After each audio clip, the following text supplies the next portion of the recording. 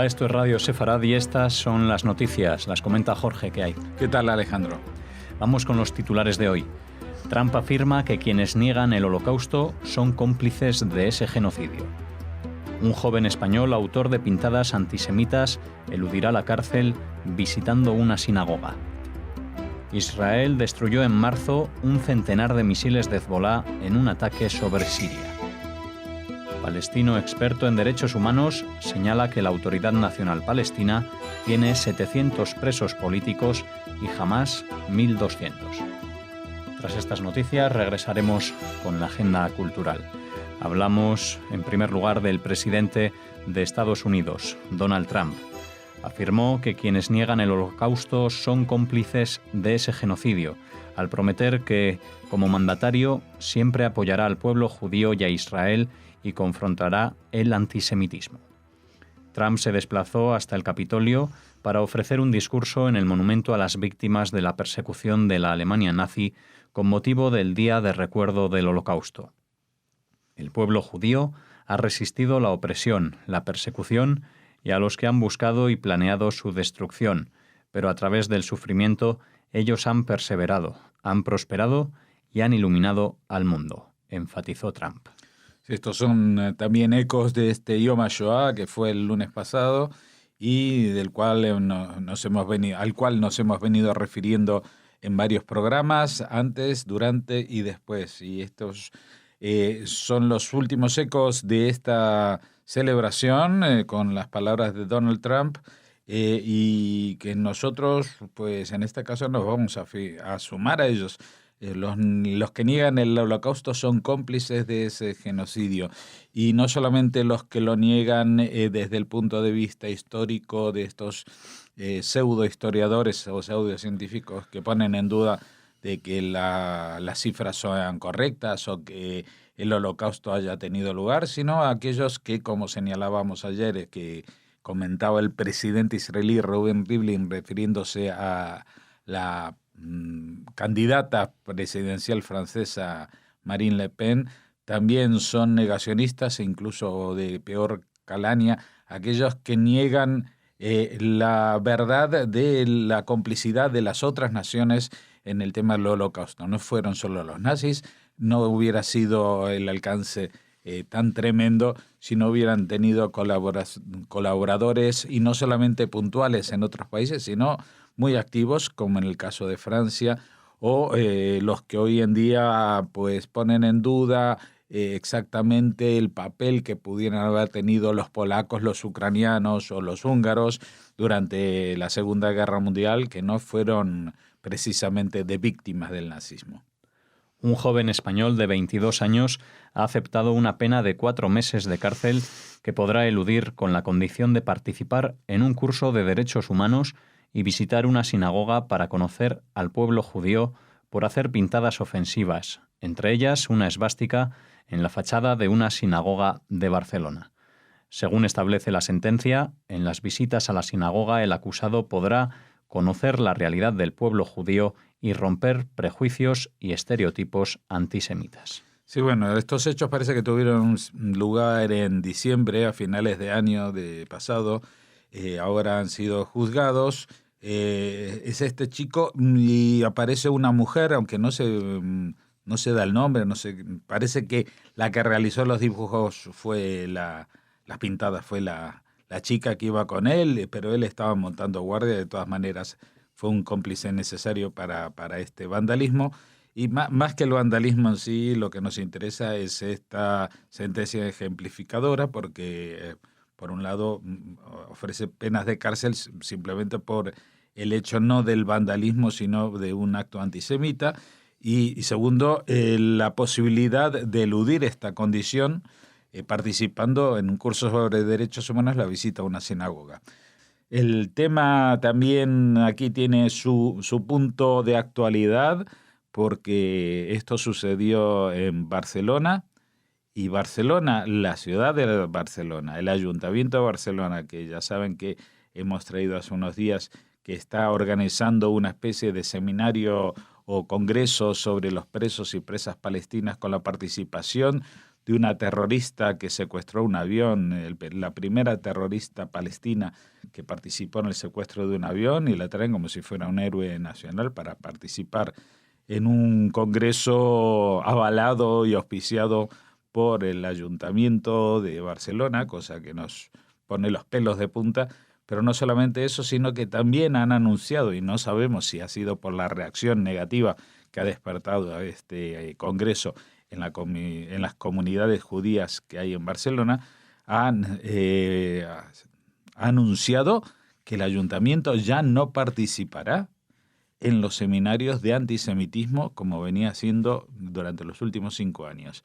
Y esto lo anuncia pues el mismo año que se realizan pintadas, en el mismo año que el antisemitismo está presente en la ciudad de Barcelona, y ellos, sin ninguna razón que lo explique de otra manera que como una venganza política por no comulgar con las ideas de patrocinar a terroristas en territorio español, pues no participarán, así lo han anunciado, en los seminarios de antisemitismo, cosa que nos pone, si antes nos ponía los pelos de punta, pues ya esto tiene que encender todas las alarmas y movilizar a la gente, no solamente en Cataluña, sino en el resto de España y en el resto de Europa, porque no se puede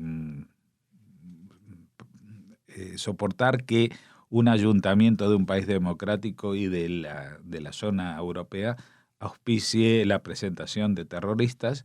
Pero no solamente eso, sino que también habría que hacer un balance dentro de la propia sociedad catalana sobre qué es lo que está pasando, cómo es que esta sociedad, justamente que siempre se había destacado por su apoyo firme al pueblo judío y en contra del antisemitismo, y se había pronunciado casi todos los partidos en ese sentido, de pronto hay una declaración del ayuntamiento que no va a participar en el seminario de antisemitismo.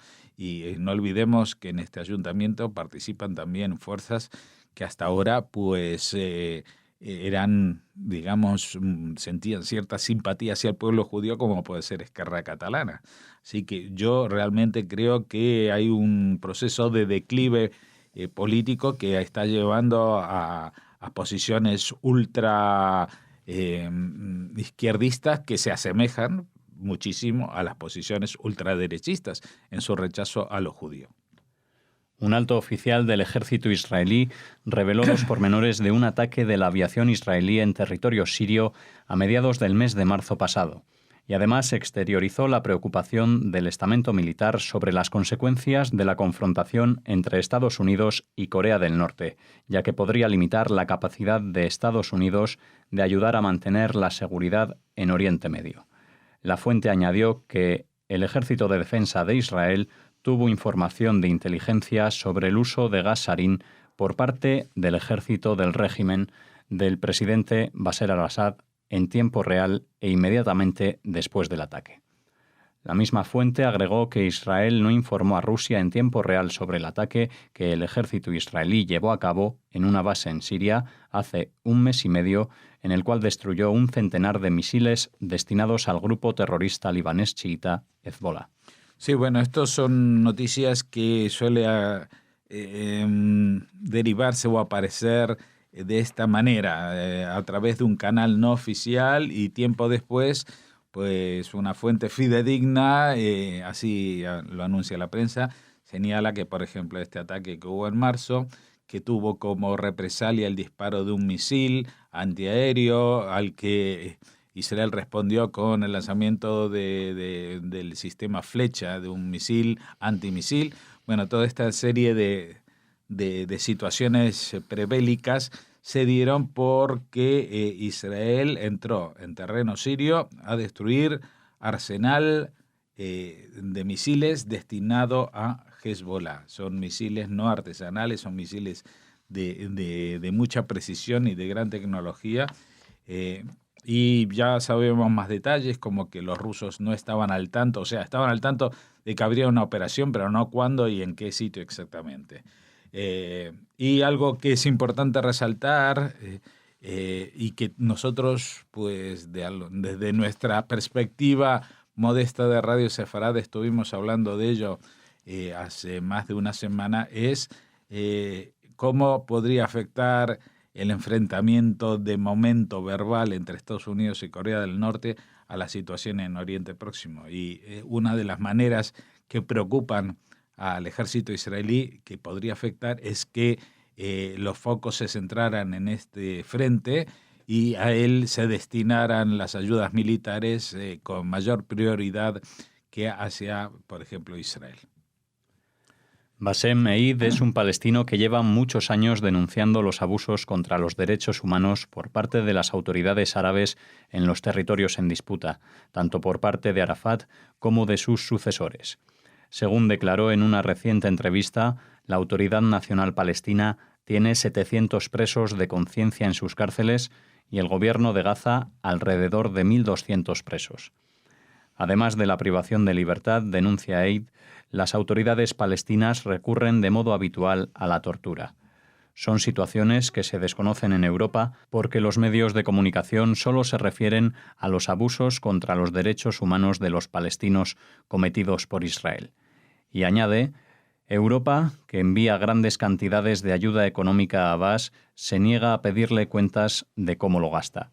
Por ejemplo, cuando un palestino apuñala y mata a un israelí, Abbas invita a su familia a Ramallah, le felicita, declara al terrorista mártir y da un donativo de hasta $4.000 a los parientes. Un dinero que procede, por cierto, de la Unión Europea, cita. Sí, es una situación que hemos denunciado en tantísimas ocasiones, no solamente aquí en Radio Sefarad, también hay organizaciones como ACOM que han puesto el grito en el cielo para que el Ejecutivo español no siga adelante con estas prácticas de ceder dinero de los impuestos de los españoles, que tanto nos cuesta, para que se recompense a terroristas, a gente que mata por matar. Lo que viene a denunciar Bassem Eid es que la hipocresía del mundo político, pero básicamente y principalmente también la hipocresía de los medios de comunicación, que aunque él lo denuncia y presenta informes, pues no le hacen caso, porque todo el mundo está hablando de la huelga de hambre de los presos palestinos, presos que han sido puestos en la cárcel tras un juicio, con pruebas, con abogados, defensores, fiscales, con todos los elementos que pueda proveer la justicia. Y no como está pasando dentro de la Autoridad Nacional Palestina y en Gaza con Hamas, que someten a gente palestina, o sea, los mismos que se denuncian en el caso de Israel, si son víctimas, caen víctimas en vez en manos de los judíos, los pérfidos judíos de la entidad sionista, si caen en manos de los palestinos de uno u otro signo, simplemente no existen. Y estamos hablando de presos que no son presos por delitos comunes, son presos de conciencia, o sea, por sus posiciones políticas, ni siquiera por participación en hechos de terrorismo, por ejemplo, que tú puedes decir. No, aquí la única vinculación que tienen es estos presos, 700 presos en Cisjordania y 1.200 presos en Gaza, están detenidos simplemente por sus opiniones políticas. Nadie da un duro por ellos, nadie alza la voz, y menos Europa, que lo que hace es financiar a los que los mantienen encerrados. Y siguen financiando una situación que favorece el crecimiento, la incitación a la violencia terrorista, porque si tú le dices a una familia que si su hijo se hace explotar en el medio de un grupo de judíos o sale con un cuchillo a matar judíos y lo detienen, pues él va a recibirlos en honor de multitudes en el Palacio Presidencial de Ramallah y les va a dar dinero, mucho dinero, para lo que es la realidad palestina, como premio porque su hijo se ha convertido en un mártir. ¿En un mártir de qué? ¿Un mártir del asesinato?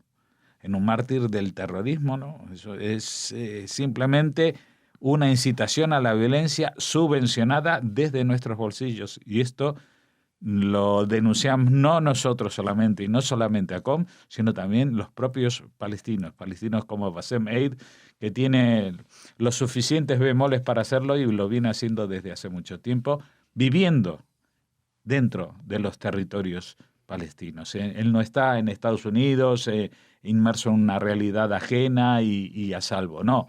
Él vive en Jericó y sin guardias de seguridad, y se la juega realmente a cada momento de su vida, porque las denuncias que hace, menos mal por su seguridad, que no llegan a conmocionar ni a la opinión pública ni a los poderes políticos del mundo, porque si no, su vida no valdría ni 2 centavos. Terminamos aquí las noticias. Ahora hacemos una pausa para regresar con la agenda cultural.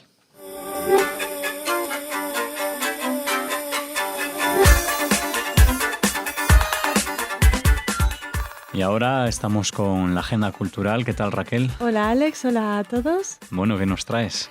Pues mira, empezamos hablándoles de una propuesta, una iniciativa de la Asociación de Directores de Escena, que ha publicado en su serie Literatura Dramática de su revista AD Teatro varios volúmenes dedicados al autor francés Michel Vinaver, que en realidad se apellida Grinberg. La colección Michel Vinaver completa incluye La petición de empleo y Nina es diferente, Disidente, Claro y King, El objetor y 11 de septiembre, y el artículo, el texto teatral, el programa de televisión de Michel Vinaver, que apareció en la propia revista AD Teatro en su número 3940.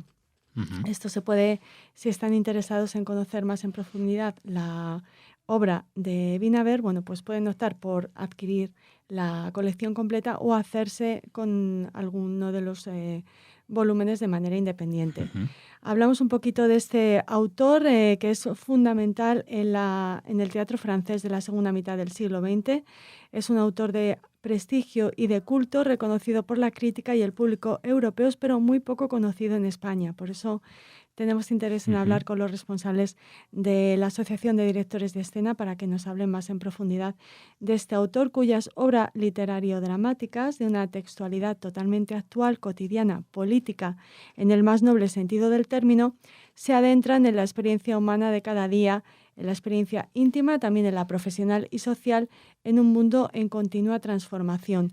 Sus escritos recogen su interés por lo sociológico desde ámbitos distintos, descubriéndonos, dicen desde la Asociación de Directores de Escena, otras maneras de ver y comprender a nuestros semejantes, y muestran su compromiso con la realidad que le circunda y con su propio oficio de dramaturgo. Muy bien, pues esperaremos saber más acerca de este autor. Y ahora vamos a continuar con una exposición. Sí, es un recordatorio, porque ya hablamos con el comisario de esta exposición, Houdini, las leyes del asombro, que se muestra en el espacio Fundación Telefónica en Madrid, muy cerquita de la Gran Vía, en la calle Fuencarral, que bueno, la podemos disfrutar hasta el 28 de mayo. Quedan todavía, si les avisamos con casi un mes. Bueno, para que no se escapen. Ya saben, nos descubre a uno de los ilusionistas más célebres de todos los tiempos y traza la historia de la magia moderna desde las barracas de feria hasta el gran espectáculo de masas. En este proyecto expositivo, la figura de Houdini como personaje público y su interesante bibliografía se entremezclan con la filosofía y el pensamiento de una etapa fundamental para la historia de Occidente, que es cuando los valores de la modernidad comienzan a quedar impregnados en todos los sectores de la sociedad y se extienden a nivel planetario, y también llegan a la magia. La exposición invita al público a dejarse seducir por la magia, la única ciencia que se rige por las leyes del asombro. Hasta el 28 de mayo. Pues tienen un mes para asombrarse con Houdini en el espacio de la Fundación Telefónica, exposición que ya lleva un tiempo, pero que merece la pena visitar. Sí, por si todavía no se han podido acercar, se la recomendamos y les ponemos el enlace para recuperar esa entrevista con el comisario de Houdini, las leyes del asombro. Y ahora sí, para terminar, vamos con otra exposición más, pero esta no la recordamos, sino que la presentamos hoy aquí en Radio Sefarad. Sí, es un cariz totalmente diferente. Se llama Kadish, ya saben que es el nombre de la plegaria fúnebre más solemne de la tradición judía, y enmarcada en las celebraciones, en las conmemoraciones en torno a Yom HaShoah, Centro Sefarad Israel ha inaugurado esta muestra fotográfica cuya autora es la artista sefardí Susana Geunum. En palabras de la propia artista, Cádiz es fruto de mi reflexión sobre los acontecimientos y el transcurso del tiempo, sobre cómo la memoria extiende las sombras del pasado en nuestro presente sin dejar el más mínimo resquicio a la banalidad. Estas fotos las presenta Susana en cajas de luz. Son 10 piezas y combinan fotografías que ha realizado la propia Susana Guénun con imágenes de la Shoah, de los campos. Es una combinación que ella dice que en todo momento en su visita a Auschwitz, dice, me asaltaron las imágenes del horror grabadas en nuestro imaginario colectivo y me propuse reflejar esa emoción incorporando a mis propias fotografías la sombra de otras procedentes de archivos históricos y tomadas exactamente en los mismos lugares. Así que tiene muy buena pinta esta exposición que podemos ver hasta el 19 de mayo en el Palacio de Cañete. Bueno, pues ya saben, esta exposición en el Palacio de Cañete para ver esa combinación, esa superposición de imágenes de la actualidad, de lo que se conserva de esos campos y lo que sucedió entonces. Muchas gracias, Raquel. Hasta mañana, Alex. Hasta mañana.